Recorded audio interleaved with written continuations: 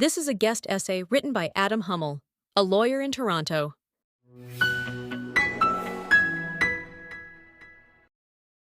There are losses so cruel, so unbearable that they defy all sense of reason. The deaths of Shiri Bibas and her two precious sons, Ariel and Kafir, are not just a personal tragedy, not just a moment of grief for their husband and father, Yarden, and those who knew them, or people like us who feel like we knew them. They are a wound in the heart of our people, a wound in Israel, a wound that should be felt by all sensible humans. For generations, Israel has been more than a country to Jews in the diaspora. It has been a dream, a lifeline, a place where history and hope converge. It is not merely a state. It is the embodiment of our collective memory, our survival, and our home. Like home, it was meant to be a place of safety, a place where children could grow up free from fear, where mothers could hold their babies in peace, where no one would ever again have to beg the world to care about Jewish suffering. No one ever said it would be easy, but we did our best. In April 1956, 21-year-old Roy Rotberg was lynched and murdered by Palestinians at Kibbutz Nahal Oz, where he lived. It's a 20-minute drive from Kibbutz near Oz, from where the Bibas family was taken. In his now infamous eulogy for Rotberg, then IDF Chief of Staff Moshe Dayan said, quote, "We are the generation of settlement. Without a steel helmet and the muzzle of the cannon, we will not be able to plant a tree and build a home. Our children will not have a life if we do not dig shelters, and without barbed wire and machine guns, we will not be able to pave roads and dig water wells."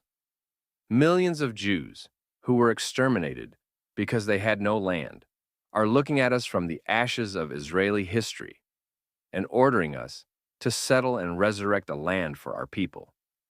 But beyond the border's furrow, an ocean of hatred and an urge for vengeance rises, waiting for the moment that calm will blunt our readiness, for the day that we heed the ambassadors of conspiring hypocrisy, who call upon us to put down our arms, end quote.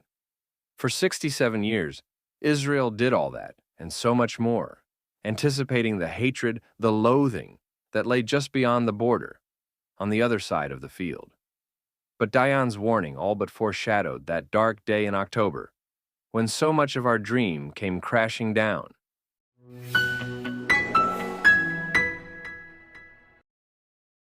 It is the Israel of new beginnings, the land that took in refugees, survivors, and dreamers, and gave them a future.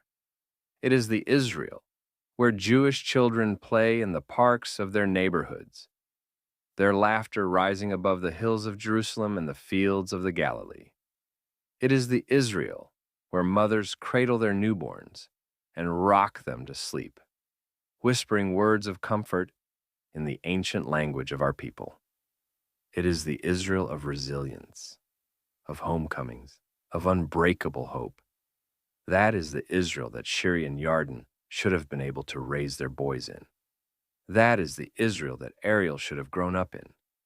The Israel where little boys learn to ride bikes on kibbutz pathways, where they run barefoot in the grass, where their biggest worries are scraped knees and lost toys. That is the Israel that Kfir should have known. The Israel of warm sunlight on red curls, of arms that hold you tight, of lullabies sung in peace. But that is not the Israel they experienced. Many will never look at a red-haired child the same way again. There will always be two names on our lips when we do so. The Israel that Kfir experienced in his first 9 months was an aberration. Judicial overhaul protests began a week before he was born and lasted until the second stage of his life, however long that lasted. For 9 months, the Israel he grew up in, wrapped in the warmth of his family, was teetering on the edge of uncertainty, unsure where its future would lead. Sure, we take consolation that he was too young to realize what was amiss at the time, but any comfort ended the day he was ripped from his home, kidnapped in his mother's embrace. Instead of waking to songs and laughter, he heard gunshots and terror. of his weeping mother and screaming father, of being moved across borders, and of a fate that, as yet, is unknown. The youngest hostage in history, Kafir could not spend his remaining days surrounded by love, but immersed in hate, alone in a sea of utter madness, of monsters so pathetic in their hatred that they exercise their strength by kidnapping a child. In captivity, we may only find comfort in knowing that he was too young to understand that he was a symbol of a violent hatred, that Jews will always be a target. No matter their age, their rank in life, Ariel was just 4 years old enough to be scared, too young to understand why. A boy who should have been giggling in playgrounds, running to his father's arms after a long day of playing, sleeping in his own warm bed, not in the hands of those who showed no mercy.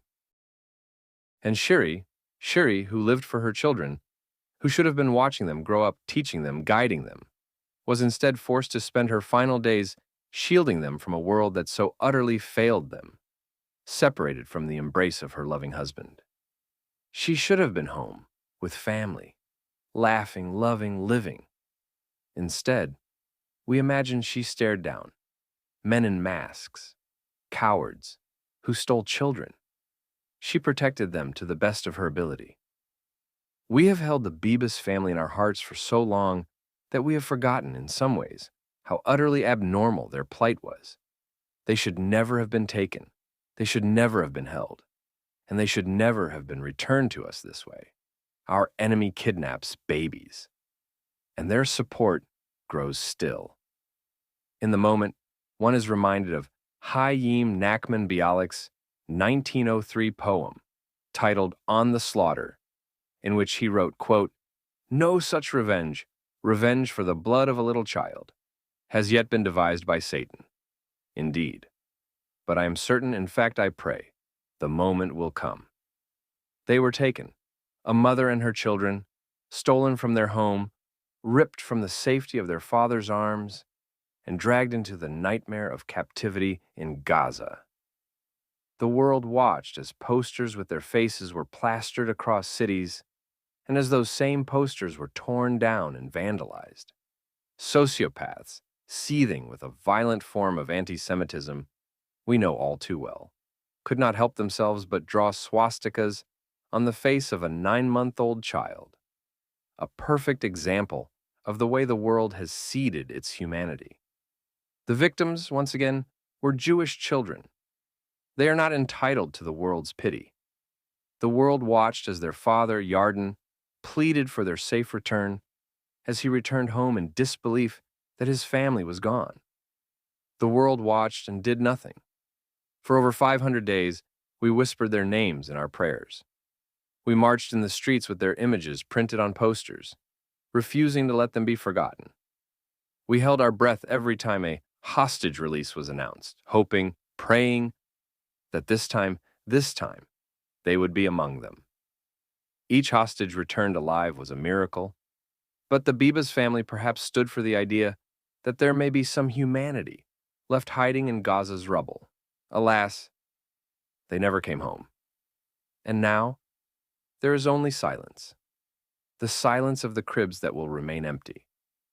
The silence of a house filled with toys that will no longer be played with. The silence of a world that should have screamed in bloody outrage, but instead looked away. It's not that they were so horrified that they could not stand to look. Whereas we care for our children and theirs, they look away because they care not for ours. They are more selective. No pictures of Michelle Obama advocating to bring back our boys. She is picky when it comes to which children deserve rescuing. We will remember.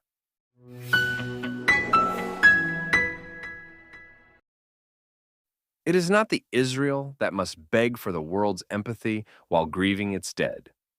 It is not an Israel that watches its children murdered in captivity while the world debates the complexity of terror. It is not an Israel that should ever have had to endure this pain. The Israel we believe in is stronger than any evil. It is the unity that emerges in the face of horror. the thousands who drop everything to volunteer, to fight, to rebuild. It is the young reservists boarding planes from every corner of the world because they know that Israel is not just a country, it is their family. It is the grieving fathers who, even in their unbearable pain, still believe in the future of a Jewish state. The Israel we believe in does not surrender to despair. And now, with the truth of their fate known, we must allow Israel's true face to be seen once more. The Israel that cherishes life, the Israel that lifts up its fallen and carries their memory forward.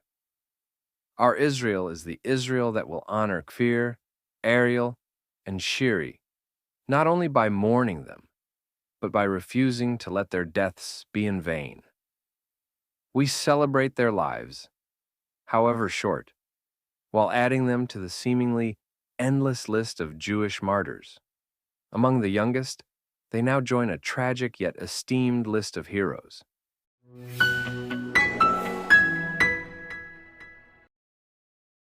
This is not the first time our people have walked through fire.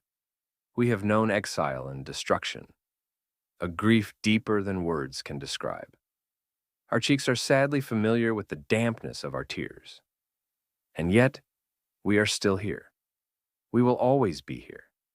We are still singing, still praying, still holding our children close, and promising them that one day they will know an Israel of peace, of safety, of hope, that they will grow up with Kfirs and Ariels, Shiris and Yardens, Odids and Yohevids, the future children of Israel. That is the Israel that must be reborn in the wake of this loss. The Israel where no mother has to wonder if her child will be safe in his bed at night. The Israel where no father has to carry the unbearable weight of a life stolen. The Israel where no baby, is ever again taken from his home and forced to endure what Kfir and Ariel endured. We could not save them, but we will never forget them. Our future will honor them. We will hold their names in our hearts, in our prayers, in the wind that carries across this land. The Israel we believe in will live on, because they will live on.